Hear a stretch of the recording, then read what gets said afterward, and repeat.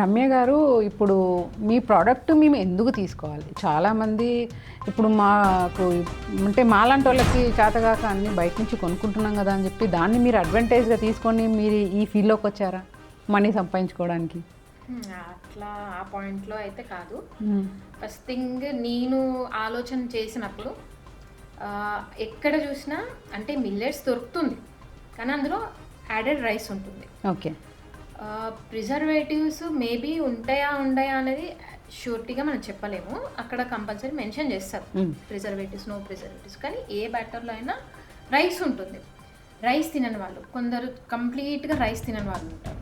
And రైస్తోని sugar levels high అవ్వడమైనా, carbohydrates high అవ్వడం. మీరు రైస్ వేయలేదని గ్యారంటీ ఏంటి? నేను టెస్టింగ్ చేయించుకున్నాను కదా. ఓకే.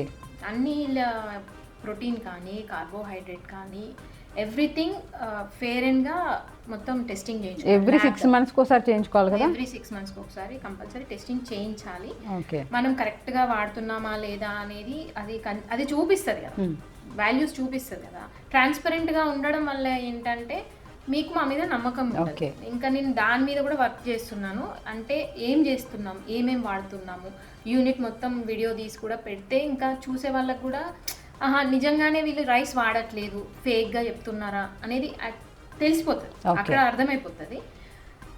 అలాగే మాదే ఎందుకు తీసుకోవాలంటే నేను వితౌట్ రైస్ అంటే మార్కెట్లో ఇంతవరకు వితౌట్ రైస్తోని నేను చూడలేదు. మేబీ ఉంటే ఉండొచ్చు, నేను చూసిన సూపర్ మార్కెట్స్లలో ఎక్కడ కానీ వితౌట్ రైస్ లేదు.